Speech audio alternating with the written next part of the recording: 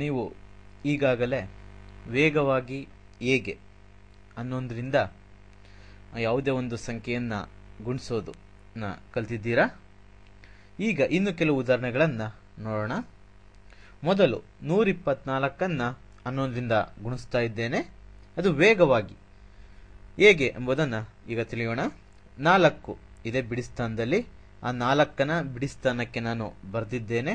ನಂತರ 10ರ ಸ್ಥಾನಕ್ಕೆ ಬಿಡಿಸ್ಥಾನ ಮತ್ತು 10ರ ಸ್ಥಾನವನ್ನು ಕೂಡಬೇಕು. 4ಕ್ಕೆ 2 ಕೂಡಿದಾಗ 6 ಉತ್ತರ ಬರುತ್ತೆ.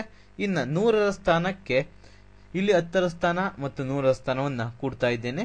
2ಕ್ಕೆ 1 ಕೂಡಿದರೆ 3 ಉತ್ತರ ಬರುತ್ತೆ.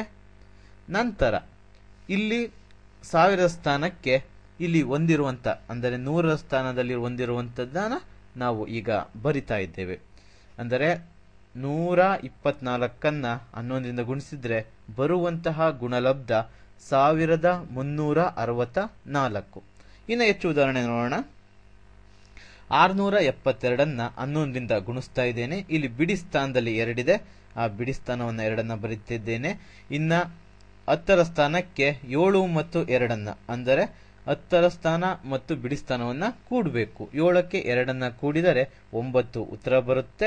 ನಂತರ 100ರ ಸ್ಥಾನಕ್ಕೆ ಇಲ್ಲಿ 10ರ ಸ್ಥಾನ ಮತ್ತು 100ರ ಸ್ಥಾನವನ್ನು ಕೂಡ್ತಾ ಇದ್ದೇನೆ.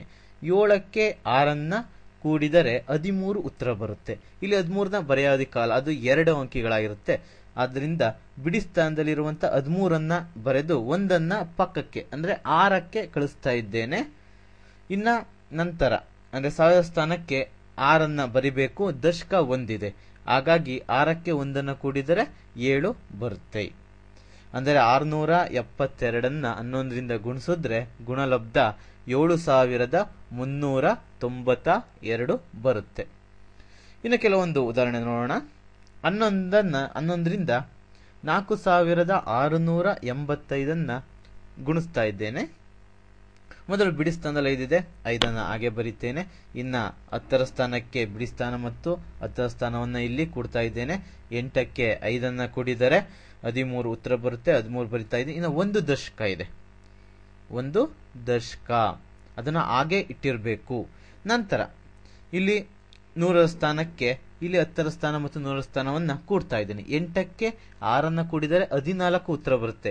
ಮೊದಲು 1 ದಶಕ ಇತ್ತು, ಅದನ್ನು ಕೂಡಬೇಕು. 14ಕ್ಕೆ 1 ಕೂಡಿದರೆ 15 ಉತ್ತರ ಬರುತ್ತೆ. ಮತ್ತೆ ಇಲ್ಲಿ 5 ಬರೆದಿದ್ದೇನೆ. ಇನ್ನು 1 ದಶಕ. ಇನ್ನು 1000ರ ಸ್ಥಾನಕ್ಕೆ ಇಲ್ಲಿ 100ರ ಸ್ಥಾನ ಮತ್ತು 1000ರ ಸ್ಥಾನವನ್ನು ಕೂಡಬೇಕು. 6ಕ್ಕೆ 4 ಕೂಡಿದರೆ 10 ಉತ್ತರ ಬರುತ್ತೆ. ದಶಕ 1 ಅಂದರೆ 10ಕ್ಕೆ 1 ಕೂಡಿದರೆ 11 ಉತ್ತರ ಬರುತ್ತೆ. ಅದರಲ್ಲಿ 1 ಬರಿತಾ ಇದ್ದೇನೆ. ಇನ್ನೊಂದು ದಶಕ ತಗೊಂಡಿದ್ದೇನೆ. ಇಲ್ಲಿ 4 ಬರಿಬೇಕು. ಆ ದಶಕ ಇರೋದ್ರಿಂದ 4ಕ್ಕೆ 1 ಕೂಡಿದರೆ 5 ಉತ್ತರ ಬರುತ್ತೆ. ಅಂದರೆ 4685 11ರಿಂದ ಗುಣಿಸಿದ್ರೆ 51535 ಉತ್ತರ ಬರುತ್ತೆ.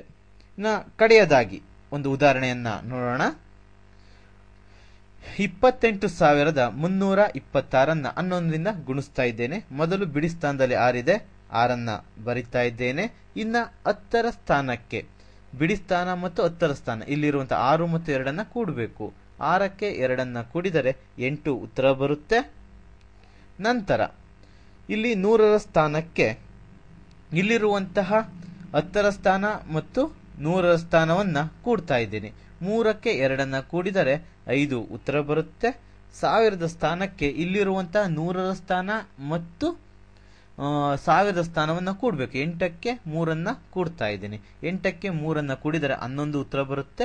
ದಶಕ 1 ದಶಕ 1 ಇದೆ. ಇನ್ನು 10,000ದ ಸ್ಥಾನಕ್ಕೆ ಇಲ್ಲಿರುವಂತಹ 1000 ಮತ್ತು 10,000 ಸ್ಥಾನವನ್ನು ಕೂಡ್ತಾ ಇದ್ದೀನಿ. 8ಕ್ಕೆ 2 ಕೂಡಿದರೆ 10 ಉತ್ತರ ಬರುತ್ತೆ. ದಶಕ 1 ಇದೆ, 11 ಆಯಿತು. 11ಕ್ಕೆ 1 ಇಲ್ಲಿ ನಾನು ಬರೆದಿದ್ದೇನೆ. ಇನ್ನು ದಶಕ 1 ಇದೆ, 2ಕ್ಕೆ 2 ಇಲ್ಲಿ ಬರಿಬೇಕಾಗುತ್ತೆ. ಆದರೆ 2ಕ್ಕೆ ದಶಕ ಇರೋದ್ರಿಂದ 2ಕ್ಕೆ 1 ಕೂಡ್ತಾ ಇದ್ದೀನಿ. ಅಂದರೆ 3 ಉತ್ತರ ಆಯಿತು. ಅಂದರೆ 28326 11ರಿಂದ ಗುಣಿಸಿದ್ರೆ ಗುಣಲಬ್ಧ 3,11,586 ಬರುತ್ತದೆ.